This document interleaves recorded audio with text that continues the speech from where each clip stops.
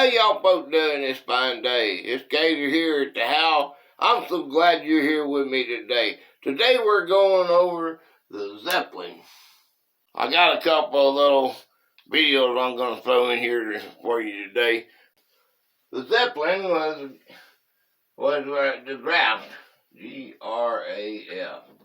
It's about most of them would say Graft, okay? All right, the Hindenburg fire happened in 1937. Now we're going to get into that. I'm going to show you something about the Hindenburg. The ill-fated Hindenburg on her last flight sails over New York. A Zeppelin is a type of rigid airship named after the German inventor Ferdinand von Zeppelin, who pioneered the rigid airship development at the beginning of the 20th century.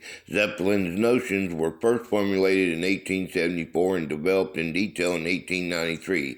They were patented in Germany in 1895 and in the United States in 1899. After the outstanding success of the Zeppelin design, the word Zeppelin came to be commonly used to refer to all forms of rigid airships. Zeppelins were first flown commercially in 1910 by DELAG, the world's first airline in revenue service. By the mid-1914, DELAG had carried over 10,000 fare-paying passengers on over 1,500 flights. During World War I, the German military made extensive use of the Zeppelins as bombers and as scouts. Numerous bombing raids on Britain resulted in over 500 deaths.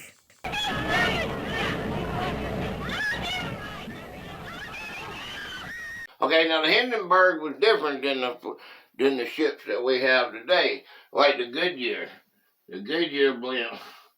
Okay, that Goodyear. You ever seen those? You know, they use these for observation, mostly, you know, around your stadiums, football stadiums and stuff like that. But on the Zeppelin, it had a rigid framework, and it had gas bags in each side of these that they could do, okay? Now, in the original ones, they had like this right here. This is the USS Los Angeles, for an example, okay? And you had your crew and everything, and your engines were out here in the outside. Well, in the Hindenburg, everybody, you could go inside the hole. See, it's real cold out there.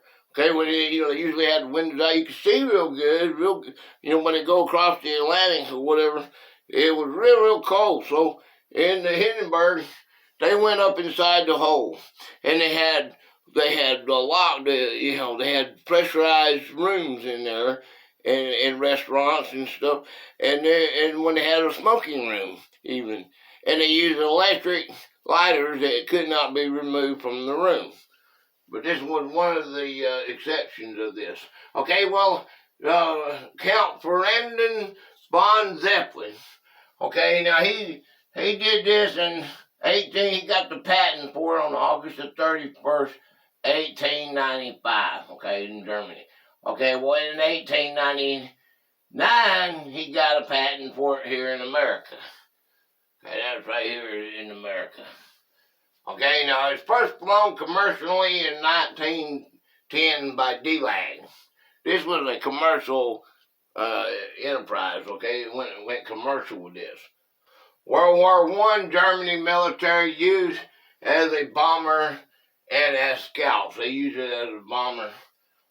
Then that's what the British propaganda, they end up the baby killer, okay? They shot this one down, okay? They shot that one down there. But that was a postcard right there.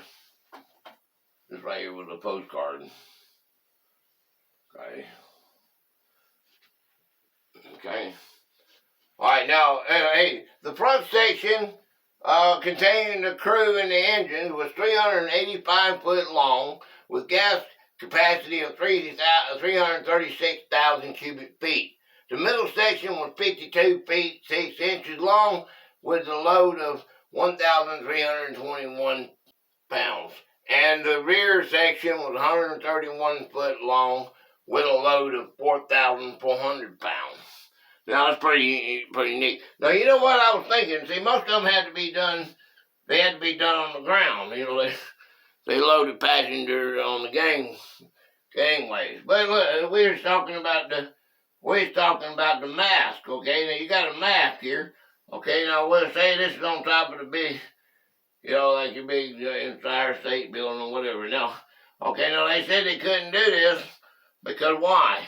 Because of the wind. The wind was so bad that the ship was all over the place. Okay, so you got a ship here now. Okay, now if you had, say imagine the metal frame, this metal frame right here. Okay, it had two sections on either side of it. All right, can you see that? Okay, now this thing would have a swivel here, like this, right here, okay? And it would come out here and catch it. All right, and it could swivel all the way around. Okay, you could offload and unload. Okay, and it swivel all around. Well, in reality, the ship would go up like this right here. The wind would, it wouldn't be stable.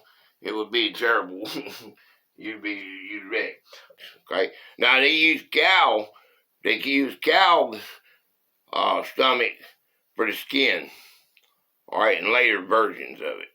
The first Zeppelins had long cylinder hulls, okay, with tapered ends and a complex multi-plane fins, they called it. The early Zeppelins used rubberized cotton for the gas bags. Most later craft used gold beater skin made from cattle gut. Ain't that wild? Okay, non-rigid airships always were referred to as blimps.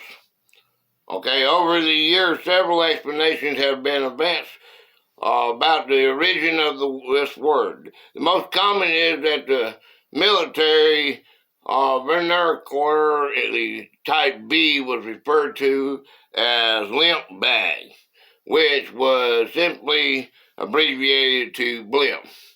An alternative explanation is on December the 5th, 1915, Commander A.D. Cunningham, RN of the Capital E.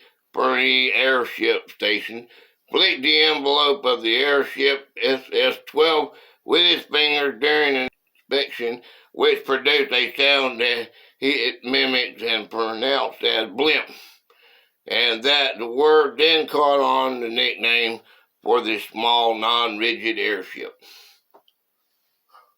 Well, there's you a little something about the